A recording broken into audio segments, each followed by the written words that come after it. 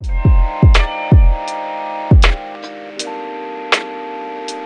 way of land acknowledgement, we come together geographically dispersed but brought together virtually. The land I'm on today is the traditional territory of many nations, including the Mississaugas of the Credit, the Anishinaabe, the Chippewa, the Haudenosaunee, and the Wendat peoples, and is now home to many diverse First Nations, Inuit, and Métis peoples. Before getting to our panel discussion, the Toronto Maple Leafs would like to take this moment to acknowledge the children whose lives were taken within residential schools and all residential school survivors and Indigenous communities across the country. Today's panel discussion during National Indigenous History Month is about recognizing and amplifying some incredible leaders within the sport of hockey. I'll be moderating the discussion. My name is Danielle Emanuele. I'm one of the in-arena hosts for the Toronto Maple Leafs, as well as a reporter on Leafs Nation Network, and I am a settler of Canada. So let me begin by welcoming our guests. I'll provide a brief bio, but please feel inclined to add any additional details. So it is my pleasure to introduce Marian Jacko. Marian is the children's lawyer for Ontario, the first Indigenous female lawyer to serve in this capacity. She is also the president of the Little Native Hockey League and president of the Board of Anishinaabe Health of Toronto. Marian, so great to have you. Thank you. Next, we say hello and welcome to John Chabot. He spent 19 years playing professional hockey, including 9 in the NHL. Since retiring, he has spent the majority of his time working with Indigenous youth in Northern Canada. He is the founder of a nonprofit organization that works with Aboriginal youth. It is a sport and education initiative designed to provide youth with the confidence to make informed decisions on their future. John, you're in the beautiful countryside of Italy. I'm sure things are well over there. How are you? I'm very well. Thanks for having me. I am in Italy. It's about 33 degrees, nice and sunny, and I'm just getting outside the rink, sitting beside a pool. So life couldn't be better than this. Wonderful to hear it. And the third member of our panel is Stan Kapashesit, and he is the Director of Economic Development for Moose Cree First Nation, who has brought Leafs alumni to his community twice in the last 5 years for a game and has run clinics for the youth. Stan, I've heard so much about these alumni games. I got to get there one day soon. Thank you, Danielle. Certainly great to be here. Certainly looking forward to the discussion today and amongst our other panelists. And it's good to see John and Marian, whom I worked with before as well. Great to have everyone together. And I think what I love most about getting to know one another is starting with a question about your background. And I think what makes us all unique is that we're all drawn to the sport of hockey for our very own individual reasons. So Marian, I'll start with you. What made you fall in love with the game of hockey? Well, that's a very good question. So as a child, I always loved the sport of hockey. I was always surrounded by it in my home community, my First Nation of Wikwemikong. My dad was a huge fan, and as a young girl, I always wanted to play in a league. I always wanted to play the sport of ice hockey, but at that time, there were no female players permitted. So when I had my own daughters, as soon as I could, I had them on skates, learning the game, and I now live vicariously through them. I was so in love with the game that I decided to coach, and I've been involved in coaching for over 10 years. And currently, I coach for the North York Storm Girls Hockey League for the U18 Tier 2 team, and this year I'll also be assisting with the U13 girls team. So that's kind of how I fell in love with the game. Growing up in a small town, an isolated community of Moosonee and Moose Factory, we grew to love the game, through watching Hockey Night in Canada, like most young people do across this nation. And, going to backyard rinks. My grandfather, Monroe Linklater, made this beautiful, nice, big backyard rink. And we were out there all day long and played hockey, and certainly grew up playing that way. And as soon as traveling teams were allowed, we participated in those. So we were able to get out of town and, go to the city and see those things. And so certainly those kind of things, those kind of memories come to mind when I think about hockey growing up. And as I grew up, certainly became involved in coaching my children and my son. So that kind of passion is still there. John, how did you fall in love with the sport? Like most Indigenous, non-Indigenous kids, when you have an older brother, you tend to do what he does. And my brother was big into sports, hockey being the number one, soccer being number two, and then lacrosse and baseball being the other two that we primarily played. But through my brother, he introduced it to me. We played street hockey through the summer. Like Stan, my dad built a rink in our backyard. I'm different from both him and Marian is that I'm an urban Indian. My dad left the reserve when he got married, joined the forces, and I was born in Summerside, PEI. So most of my younger hockey days were spent in Cold Lake in Halifax, Cold Lake, Alberta, where I had the rink in the backyard and was out there before school, after dinner, before hockey night in Canada on Saturday nights. We went out there, we played, and just through that, I guess, the ability of my brother and the will of my brother and his passion became mine. And I just happened to follow through with it a little bit further than he did. But he was the first person that gave me the time to follow it. He showed up for every one of my games. If he wanted to play hockey in the summer, he'd be the first one to put on his goalie gloves and go outside and be my goaltender. My dad followed through quickly by having the rink in the backyard and being my goaltender on the ice, putting me through a bunch of drills and jumping and turning and shooting and passing and, kind of pointing things out. So it's just, I think growing up off reserve, being on reserve and playing sports, it isn't a lot different. What is different for the most part is the ability to get the equipment, the facilities, the equipment to play the sport. But being in the forces, my dad was a lot of those equipments, and he passed them down to us, and we played like every month of the year. And I don't remember one month of my life really where I haven't played hockey at one point in time. I'm sensing a commonality here, those family ties, how it's generational, passed down from one to the next, and just the roots of playing on an outdoor rink or street hockey. That's something that I can certainly relate to. So I love having those stories of your upbringing. So thank you for sharing that. Many people talk about George Armstrong when we talk about the roots of the Toronto Maple Leafs.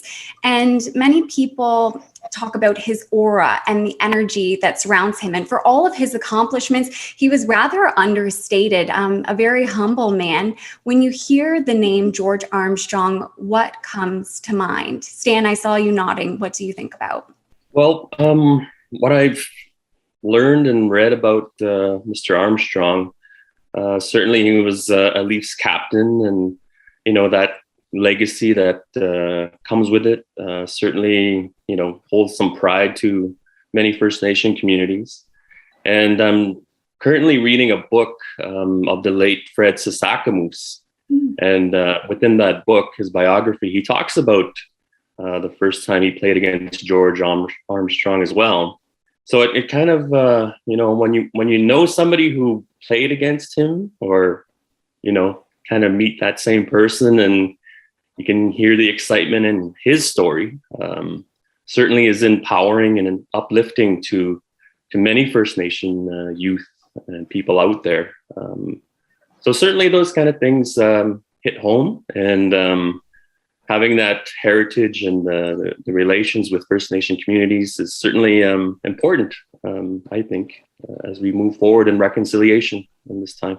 I actually have a story to tell you about not George Armstrong, but, as much as I know about George Armstrong, I don't believe he's ever attended any of the Little Native Hockey League tournaments. But certainly his granddaughter, Kaylee Armstrong, has been a huge advocate and a support for the Little Native Hockey League. Kaylee herself, she runs a hockey camp for First Nations youth in the London, Ontario area. And I met Kaylee in 2018. So what was happening at that time was the the first time ever that the Little NHL received endorsement to attend the National Aboriginal Hockey Championships. And in that year, they were being held in Membertou, Nova Scotia. And so I sort of recruited Kelly Babstock, who's also a well-known player who currently plays pro women's hockey in the NWHL for Toronto. I know her. She's from my community of Wikwemekong. So I reached out to Kelly and asked her if she would assist with coaching the team, which was going to be called Team Ontario South. And so through Kelly Babstock, she introduced me to Kaylee. So we had Kaylee, who was, she herself has quite the history of playing hockey. She was a captain of her team at Harvard University. And between Kelly and Kaylee, we went to Membertou, Nova Scotia, and we brought two teams with us. So we coached the female team, and we ended up winning silver that year. So it was a pretty good experience. So that's what I remember about Kaylee. John, you run many different hockey camps. Where do you see that in your day-to-day work? It's huge. I mean, in Northern communities, hockey is the primary sport. Soccer is catching up, as in basketball out west, but primarily through NWT and Nunavut and Nunavik, they're hockey playing communities. And I think, as I said earlier, the hardest thing for them is getting equipment that fits, equipment that they can use consistently over a period of time. But it's a great equalizer. My dad tells of many stories of him going to the white school in town and using hockey and sport as a way to be accepted. Getting to school was always a chore. I mean, he had to take different paths because there'd be some of the local kids that waiting for him. If they crossed his path, they'd want to fight him.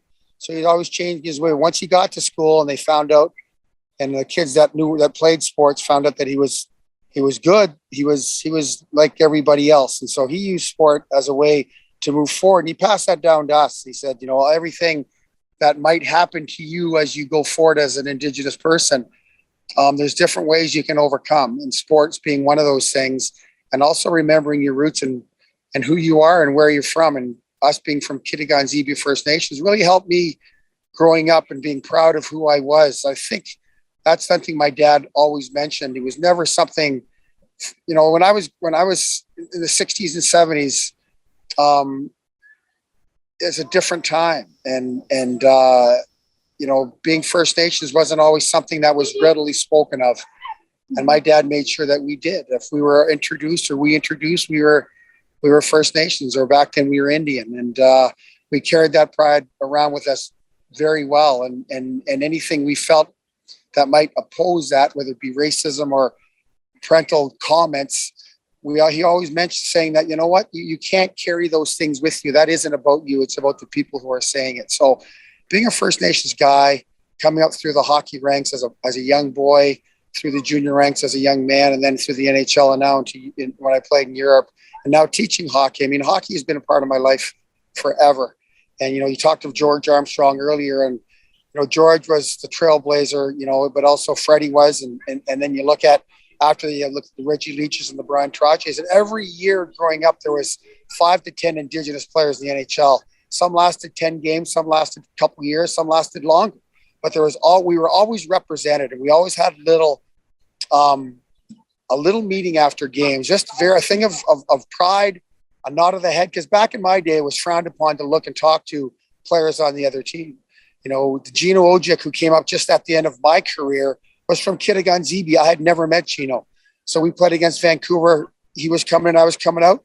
But after the game, we made sure we met up and said hello. And it wasn't long, because if you were found talking to the opposing team, you got in trouble from your own management. We always made time and made a place for other Indigenous players in the league. We followed their paths. We followed how they were doing. If they were struggling, we tried to get a hold of them. So it was always a connection that we had there. So hockey is a great equalizer for our people, and it's helped us to move forward through different aspects and different atrocities and different things that have happened over the decades and centuries. That's so powerful, to be proud of who you are and to be proud of where you come from. And there's a saying, if you can see it, you can be it. And you mentioned the word representation. Stan, in your mind, how has representation changed for you? Well, growing up here in Moose Factory, obviously many people know Jonathan Chichu, right? So Jonathan Chichu won the Morris Rocket Richard trophy as top goal scorer in the NHL, which is an incredible feat. And we're so proud of him, and we're so honored that he's from our home community, and he always makes time for our community as well. So, you know, certainly it does impact a lot of generations. I know kids, you know, to this day look up to Jonathan. And so we're glad of that. And certainly those kind of things mean a lot. Yeah, and I can't say much more than that, but really it's an honor. It's an honor for sure. Marian, are you seeing a shift just with your work with the Little Native Hockey League, how representation can truly matter? Yes, certainly, Danielle. You know, I always say often when I enter a room, I don't see people who look like me. Right. And this really needs to change. And I shared just earlier that I always wanted to play hockey. I wanted to play in a league, but being a female back then, or, you know, I'm not going to age myself, but it was in the 60s and early 70s. And so, you know, that was a time where I really wanted to play hockey, and it just wasn't afforded the opportunity at that time.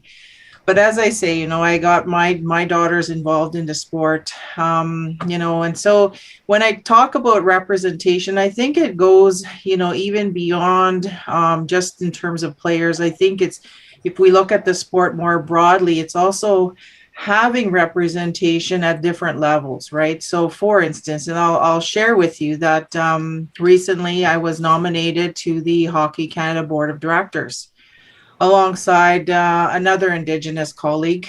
Sadly, neither one of us was successful. We're not on the Hockey Canada Board of Directors. As far as I know, there are no Indigenous people or Indigenous persons on the Hockey Canada Board of Directors. And for me, this speaks of removing barriers to our active participation. You know, possibly, you know, that change in representation could involve, you know, maybe there's a need for some sort of equity evaluation or assessment of certain policies, processes, and protocols, right? So that it removes those barriers to our ability to actively participate. And I say active specifically because I know in my lifetime, I only speak for myself, but, you know, I've been invited to participate in things in the past. And sadly, sometimes, you know, it's with a view to me being a passive participant. Like, you know, I'm not a ticky box. I'm not a footnote, right? And I feel that what I have to contribute should be valued. So with that, for all organizations like Toronto Maple Leafs, leagues, entities out there, what I would say is to make room, right? Make an active, concrete commitment to, and as I've said somewhere, that there is a sacred responsibility on behalf of organizations like the Toronto Maple Leafs and others, you know, to ask for that active participation and to value it. So there may be a time when I enter a room and I see myself and other racialized people in that room. And I think, you know, importantly, then our contribution is valued. That's what I would say. Miigwech. You know, to follow quickly up on that, I think it's huge. Representation, as you said earlier, Danielle, if you can see it, you can be it. Well, as Marian said, you walk into a room, you don't see it. And, you know, it goes to the point where they had to start up their own hockey tournament, little NHL, just to have a chance to give our kids an opportunity to travel to the towns and participate in a big tournament that, you know, the kids in the South just take for granted. And it's nothing against the kids in the South. That's just how it is. And to have the opportunity to open the doors, it has to be a concrete effort for these companies to do it. It just isn't going to happen. You just can't wave a magic wand and say, okay, now, you know, we've got 3% or 4%. I mean, we just want a shot. And I think it comes down to not just Indigenous, but minorities in general.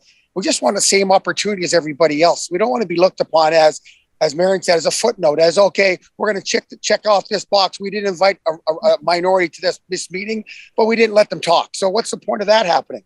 We do have the same experiences in different aspects of this life, especially when we're dealing with isolated communities, we're dealing with northern communities, we're dealing with Hockey Canada in general. I can't tell you how many times I've spoken to Hockey Canada about implementing programming that would work in isolated and northern communities. And it doesn't go anywhere because they don't get it, and they don't go to these communities. They don't see what these kids go through day after day after day. So for us to move forward, we have to have representation at every level. Coaching, players, management, owners, CEOs of companies. That's the only way we're going to get out of the situation that we're in. And that's going to have to happen. We can't do it alone. We're going to need help as other, non-Indigenous people have received that help. We need that same help. If we are there, if we are good enough, then give us that chance. We're not asking you to give us a job. We're asking you to give us a chance to get that job. And if we think we get that chance, we'll be as good as anybody else when it comes down to it. Can we take that even a step further? What tangible, actionable steps should the hockey community make in order to not just be more welcoming, but to be more inclusive? That for me, you have to start at the bottom. You work your way up. You look at the racism in sports in general, look at the racism in companies, in hiring, and how we're looked upon as a people, how African Americans are looked upon as a people coming in. It's like, you've got to be way better than the others, because in that case, you're not going to be given the chance. I think it's not going to be an easy process, because the stereotypes that are involved in our society today have been there for generations, decades, centuries. And so to have those struck down overnight isn't going to happen, but there's going to have to be those decisions made that give the opportunity at every level, minor league coaching, players on the team, schools, teachers, principals. It starts from the bottom and works its way up. We don't want to start at the top. We don't expect, but we expect to be given that chance. So there's got to be concrete effort through communication, through education of non-Indigenous, non-minority people, that we are no different. My dad for years gave courses to corporations across the country on our histories and why we are the way we are, including residential schools, including the stuff that went on in the past. And when those talks were done, unfortunately given by a white person because they wouldn't listen to an Indigenous guy, but the education started, and they did start hiring minorities, educate Indigenous, non-Indigenous minorities. And that was a start, but it had plateaued and it didn't go anywhere. So, it has to start with the bottom, yes, but it's got to work its way through, and it's got to be a conscious effort. It can't be, we've heard so many platitudes as Indigenous people that we're going to do this through government, that we're going to do this through companies, and they figure that's good enough. We've said what we have to say. Now we can move on to do what we really want to do. It doesn't work that way anymore. With the way this world is going and social media and stuff, there's got to be viable opportunities for everybody. And that's all we want. We want just that opportunity, and we can live with that, because we're going to show that we are good enough, and we will be able to take our place at the table. So I agree with everything that John has said. And I think what I would say to add to that is that if we look at the TRC final report, the Truth and Reconciliation Commission final report, there are 5 sports-specific calls to action out of the 94 calls to action, right? And these calls to action speak to collaboration with Indigenous people. There's reference to sports halls of fames and organizations, right? Like Toronto Maple Leafs, for instance, to provide public education and tell the national story of Indigenous athletes in history. Like, that needs to be valued, right? There needs to be, if there's an Indigenous Sports Hall of Fame or whatever you want to call it, but I think that needs to be there. There needs to be that value there. There's also, the calls to action also speaks to different levels of government taking action. But even aside from government, as John said, there's a need for all kinds of things, capacity building within community. So the calls to action speak to the importance of physical activity and sports, and how in some communities that's sports, that's suicide prevention, right? In some of those communities, right? And so And I think it's important to ensure that policies are in place that promote this physical activity as being fundamental to health and well-being of our youth, and also to reducing barriers to sports participation, as I was talking about before. I think there's so much that can be done by organizations such as the Toronto Maple Leafs, from working collaboratively with leagues, promoting access to sports programs, to elite athlete development, programs for coaches, trainers, officials, and that's something that we've tried to include as part of the Little Native Hockey League tournament. And there's also, as everybody knows, that there's a dire need here for some anti-racism awareness and training programs, in particular anti-Indigenous racism. And I don't know if you know, but many people don't know that the Little NHL started because of the racism that was being experienced by players who were disallowed. They were not welcome. They were prohibited from playing in leagues and tournaments outside of their First Nation communities. So a group of 5 men came together and decided that they would plan and organize a tournament for the First Nations youth who were impacted by this discrimination and racism.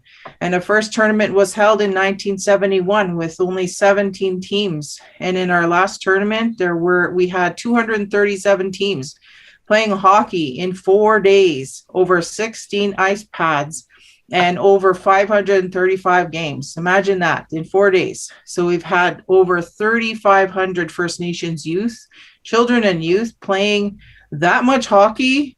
I mean, I think that speaks to the level of engagement and inspiration that the Little Native Hockey League provides. Stan, I'll give you the final word here. What do you see as the future of the game of hockey?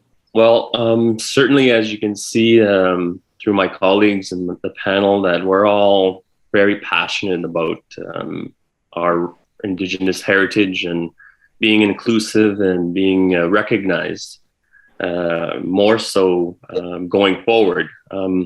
There's things to be learned and things to be taught. And of course, through the game of hockey, and I also have the benefit of sitting on the board of the Little NHL as well.